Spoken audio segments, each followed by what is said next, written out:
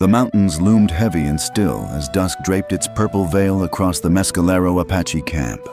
Smoke curled from fires where elders sat in stern circles, speaking in low voices about alliances, survival, and honor. Among them, 18-year-old Nayeli knelt with her head bowed, her heart pounding like a wild drum. She wore the ceremonial dress, its white doe skin soft against her trembling skin, stitched by the hands of women who now turned away from her pleading eyes. Tonight she was to be married to a man twice her age, a hunter named Cheno, who wore scars like trophies and had no kindness left in his soul. It didn't matter that Nayeli had wept in her mother's arms, had whispered her dreams of choosing her own path. Tradition was a river that cut deep into stone, and she was only a pebble. As the drum beats quickened, she was pulled to her feet, her wrists bound loosely with a red cord symbolizing union. Cheno stood waiting, his expression as cold and unmoving as the cliffs. A cheer rose from the gathered people, but it was thin, tired. They all knew what this was, a binding of survival, not of love. Nayeli lifted her eyes to the gathering stars, silent prayers leaking from her soul. Was there no one who would speak for her? From the edge of the gathering, a lone figure stepped forward. Tall, broad-shouldered, with black hair that caught the firelight like a raven's wing, Kai was a warrior known more for his quiet watchfulness than for bold defiance. But tonight, something burned in his eyes. A murmur rippled through the crowd as he crossed the space between them, standing between Nayeli and Cheno like a stone cast into a still pool. His voice, when it came, was steady and low. "This marriage brings no honor," Kai said. The elders stiffened, their faces shadowed by firelight. Cheno's hand dropped to the knife at his belt. For a heartbeat, the world seemed to hold its breath. Nayeli stared, hardly daring to hope. In the sacred traditions of their people, few challenged an elder-sanctioned union. But Kai stood firm, a silent promise in the set of his jaw. Change had come, swift as an arrow loosed in the dark. The crackle of the fire seemed to grow louder as the silence stretched, every eye in the camp fixed on the lone warrior daring to speak against the old ways. Cheno's lip curled into a sneer, his fingers flexing near the hilt of his blade, but Kai did not flinch. His stance was calm, rooted like a juniper tree clinging to the rocky cliffs. "You dishonor her spirit," Kai said, his voice steady, "and you dishonor the people if you bind her in chains instead of choice." The old shaman, a figure bent and gnarled like an ancient oak, rose slowly from his seat. His face was a map of years, and his gaze pinned Kai with a weight few could endure. "The people survive by unity, not defiance," the old man said. "Will you tear us apart for the whim of a girl?" Nayeli's heart twisted at his words, but she saw the faintest flicker of something else in the faces around the fire. Doubt, perhaps, or guilt. Not all the people had forgotten the sacredness of a woman's choice. "Unity built on broken spirits," Kai answered, "is a lie. Our ancestors honored freedom, not fear." A murmur ran through the watchers. Some turned their heads. Some tightened their grips on spears or bows. Cheno stepped forward then, his shadow swallowing Nayeli's slender form. "You challenge me for her, boy?" he snarled. "By blood and bone, I claim her." Kai's hand drifted to the stone amulet hanging from his neck, a relic from his father, a reminder of oaths made under starlight and storm. He nodded once.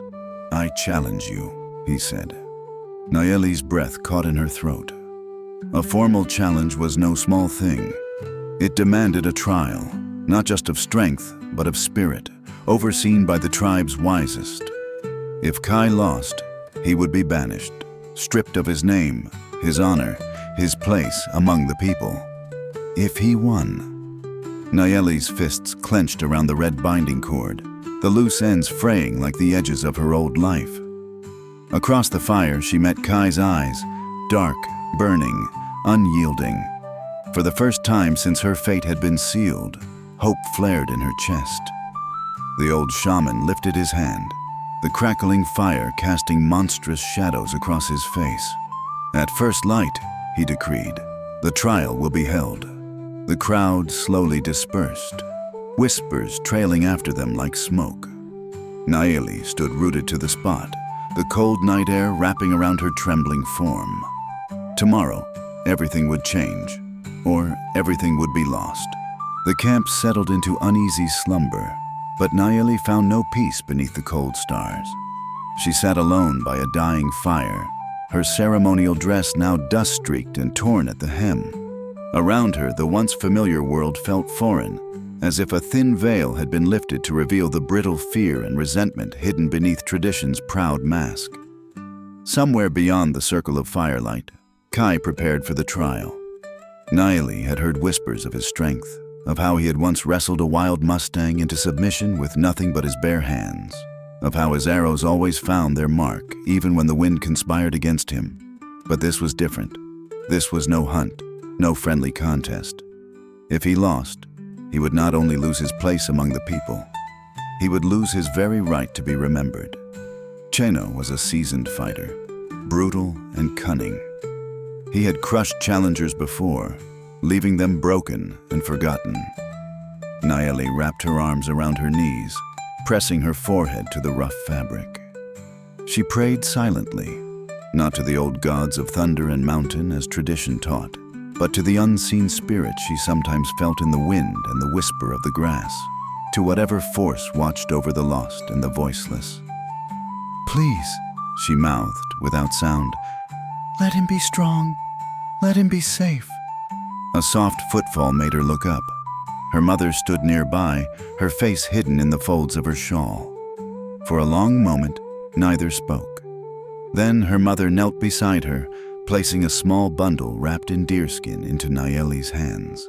"Your grandmother wore this when she stood against her father's will," her mother said, voice low and hoarse. "It gave her courage. Maybe it will give him the same."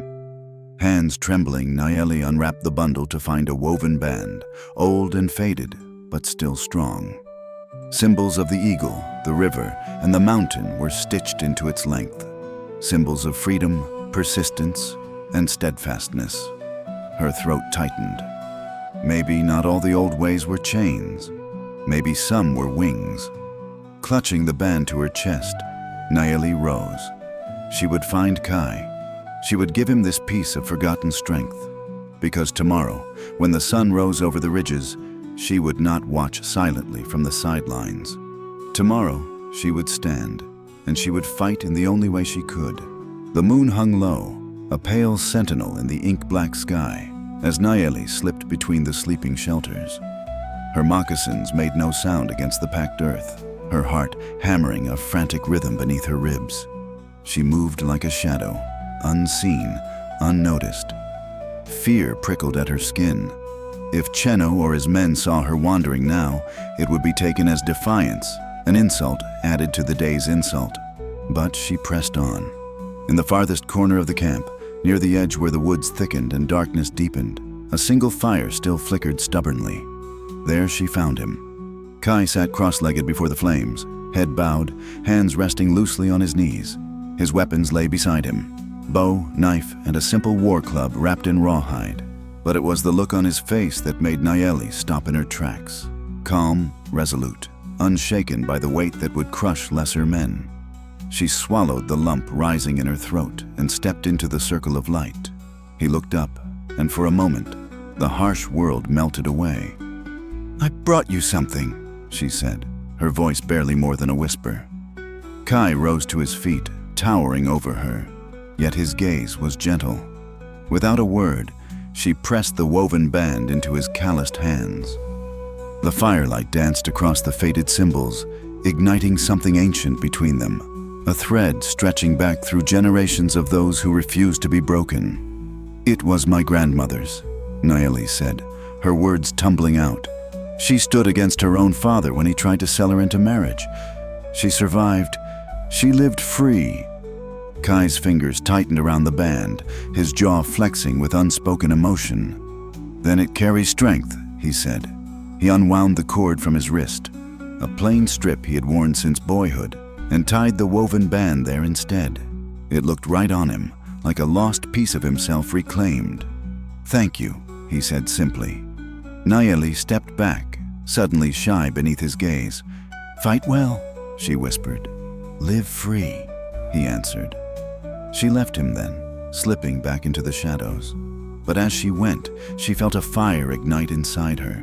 Not the small, frightened spark that had carried her through the last few days, but something fiercer, something unstoppable. When dawn came, it would not just be Kai who fought for freedom. Nayeli would fight too, in heart, in spirit, and in every silent prayer carried on the morning wind. The first blush of dawn lit the horizon, painting the cliffs in strokes of blood and gold.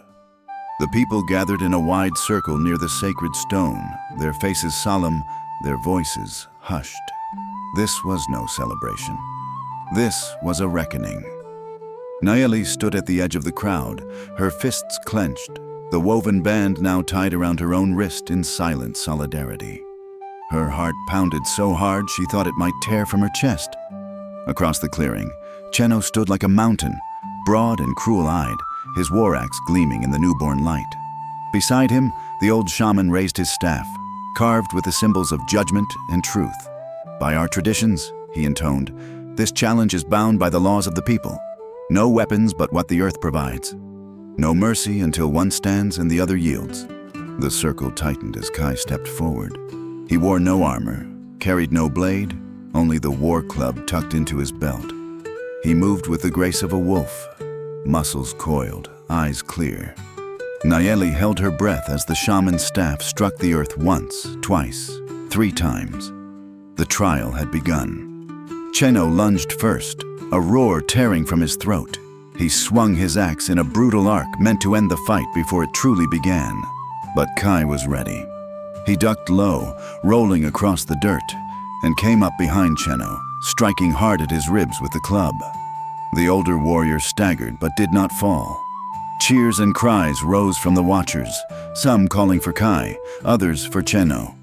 Dust filled the air, thick and choking. Again and again they clashed, bone against bone, will against will. Cheno fought with brute strength, every blow fueled by pride and rage. Kai fought with something deeper, something steadier, the quiet fire of a man fighting not just for himself, but for something sacred. Nayeli's nails dug into her palms as she watched Kai dodge, strike, and endure. Blood trickled from a cut above his brow, but his eyes never wavered. He would not yield. He would not break. As the sun climbed higher, it seemed the earth itself held its breath. Then, with a cry that shook the mountains, Kai drove Cheno to his knees, pressing the war club against his opponent's chest. For a heartbeat, no one moved. Then Cheno, gasping and beaten, struck the ground with his palm, yielding. The trial was over. Nayeli's tears blurred the world into a wash of light and sound. Against all odds, Kai had won. Freedom had found a voice. The sun blazed overhead, fierce and unrelenting, but the camp remained frozen in stunned silence. The old shaman stepped forward, his staff thudding against the earth as he moved between the two warriors. His eyes, dark as river stones, flicked from Cheno, still gasping in the dirt, to Kai, who stood bloodied but unbowed. "The trial has spoken," the shaman declared, his voice heavy with something more than mere ceremony. "By the laws of the people, Nayeli is free to choose her own path."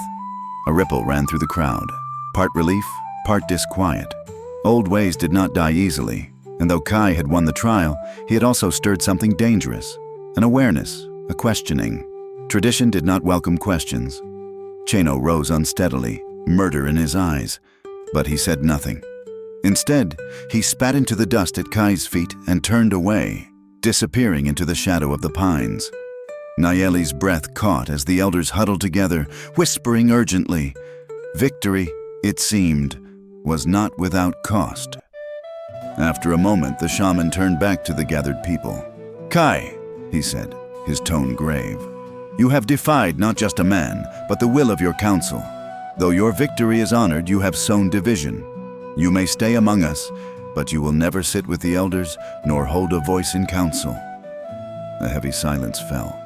It was a half-banishment, a life among the people, but always apart. A punishment, wrapped in mercy. Nayeli's chest tightened painfully. This was not justice. This was fear disguised as tradition. She wanted to scream, to tear the sky with her outrage, but she forced herself to stand still as Kai bowed his head once, accepting the decree with silent dignity.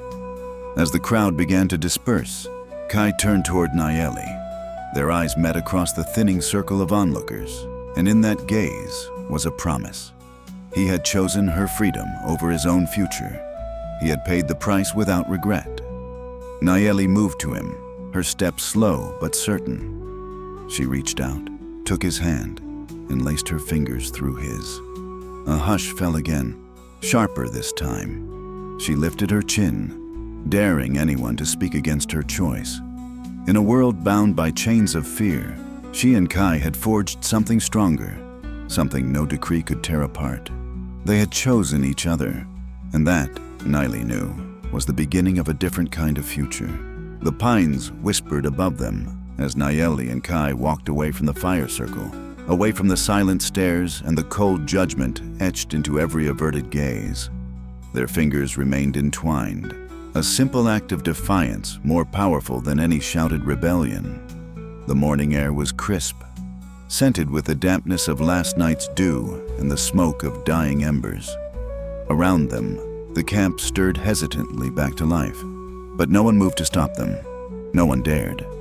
They passed the place where the women tanned hides and shaped pottery, the place where the old warriors sat sharpening arrowheads. None spoke, but Nayeli could feel their stares like nettles against her skin, some heavy with anger, others heavy with silent admiration. The world she had known since birth was shrinking behind her with every step, and still she did not turn back. "Where will we go?" Nayeli asked, her voice soft but steady. Kai glanced at her, a wry curve touching the corner of his mouth. "Where the earth is wide, and no man thinks he can own another's will," he said. She smiled, despite the ache in her chest. Freedom sounded vast and frightening and beautiful. They reached the outskirts of the camp where their horses waited, tethered near the last line of scrub and stone. Kai helped Nayeli onto the smaller bay mare, then swung up onto his own roan stallion. For a moment they simply sat there, side by side, the sun rising golden and defiant behind them. "They will talk about this day," Nayeli said, adjusting the reins in her hands. "They will tell it as a warning," Kai replied with a quiet laugh. "Or as a promise." They turned their horses west, toward the unknown lands where mountains kissed the sky and rivers carved secrets into the stone. No feast would be held for them, no song sung, but they carried something far more precious than approval, the right to live by their own choices, to build a life not written by fear or tradition. As they rode out across the open plain, the wind picked up, tossing Nayeli's hair behind her like a banner. She closed her eyes for a moment and breathed in deeply. She could still feel the threads of sorrow pulling at her, but they grew lighter with every mile. For the first time in her life, Nayeli was not being carried by someone else's current. She was riding her own river. The land unfolded before them like an endless prayer, vast and raw and waiting to be claimed by no one. Red cliffs towered in the distance, their jagged faces kissed by sunlight. Mesas rose from the plains like ancient sentinels. Rivers twisted through valleys where cottonwoods whispered in the wind. Nayeli and Kai rode for hours without speaking, letting the rhythm of hoofbeats and the open sky weave a silence that was not heavy, but whole. Every mile placed another stone between them and the old life they had left behind. Yet the past clung to Nayeli's thoughts like burrs. Could she really leave it all behind so easily? The faces of her mother, her little brother, even some of the women who had once braided her hair at festivals. They haunted the edges of her mind. Regret pricked at her, sharp as thorns. "You're thinking about them," Kai said, breaking the quiet without judgment. Nayeli nodded, wiping at her eyes before the tears could fall. "I left them behind. I left everything behind." Kai slowed his horse until they were riding side by side again. His profile was strong against the rising sun, a figure carved from stone and fire. "You didn't leave everything," he said. You brought your spirit. You brought your choice. Those are the only things no one can take from you." She looked at him then, really looked. Not just at the warrior who had fought for her freedom, but at the man who understood what it meant to build a life out of broken pieces. "Where will we live?" she asked after a moment. "Wherever the earth welcomes us," he replied. "There are places even the old laws haven't tamed. Valleys where no council decides who you are allowed to love. Cliffs where a woman's voice carries as far as a man's." Nayeli smiled through the ache in her chest. She had never seen those places, but she could feel them now, close as a heartbeat. Places where freedom was not given by another's permission, but taken by the strength of one's own will. As they crested a ridge, the land spread out below them, wild and breathtaking. It was not a future wrapped in certainty. It was not safe, but it was theirs to claim, step by step, breath by breath. Nayeli tightened her grip on the reins, feeling the fire of 1,000 silent ancestors burning in her veins. She was not afraid. Not anymore. The days that followed were stitched together with hardship and hope. Nayeli and Kai rode west until the familiar landmarks of their old world disappeared behind them. No tribal banners marked these lands. No rigid voices decreed their place. Only the whispers of the earth remained, ancient and free. They found a valley tucked between red cliffs, where a spring bubbled up from the rocks and deer moved like shadows through the brush. Here, they decided, would be their home. They built shelter with their own hands, first a crude lean-to woven from saplings and grass, then a sturdier lodge of timber and clay. Each cut of wood, each stone set into place, was an act of defiance against the life they had escaped. Nayeli worked alongside Kai without hesitation. Her hands blistered, her muscles ached, but for every hardship, there was pride. She was no longer a girl waiting to be rescued. She was building her own world. They fished the stream and learned the patterns of the wild game. Kai taught Nayeli to track by reading the smallest bend of a blade of grass, to listen for the subtle warnings carried on the wind. In turn, Nayeli showed Kai the healing herbs her grandmother had taught her to recognize. The roots that could mend wounds, the leaves that could quiet a fever. They were partners, equals in every breath and every choice. Sometimes at night, as they sat by the fire and watched the stars turn overhead, Nayeli would remember the village they left behind, the stone faces, the rigid laws, and wonder if they spoke of her now. Perhaps they told her story as a warning, a lesson whispered to young girls who dared to dream too loudly. She smiled at the thought. Let them whisper. Let them tell tales of rebellion if it planted even a single seed of doubt in another's mind. Freedom was not a place written on a map. It was a way of being, a song sung in the heart that no one else could silence. One evening, as the sun spilled molten gold across the horizon, Kai knelt before her, not with a binding cord, but with a simple necklace woven from river reeds. "I have no counsel to grant us approval," he said, voice thick with emotion. "But if you will have me, I will walk this life with you." Nayeli's answer was a smile and a kiss, as natural and fierce as the land that now cradled their future. Seasons turned, and the land shaped them as surely as they shaped the land. The harsh winds of winter taught them resilience. The blistering summers taught them gratitude for every drop of rain. Nayeli and Kai wove their lives into the rhythms of the earth, raising a home, planting a small garden, carving out a life free from the heavy hand of others. In time, others found their way to the valley. Wanderers, outcasts, those whose spirits had chafed under the weight of traditions too rigid to bend. They came one by one at first, then in clusters, drawn by stories of a place where a woman could walk beside a man without lowering her gaze, where love was chosen, not dictated. Nayeli welcomed them with open arms. She taught them what she had learned, how to coax life from the stubborn soil, how to heal with the earth's gifts, how to endure without surrender. Kai showed them how to hunt with honor, to defend without cruelty, to live without fear. Together they built not just a village, but a way of life stitched from freedom and respect.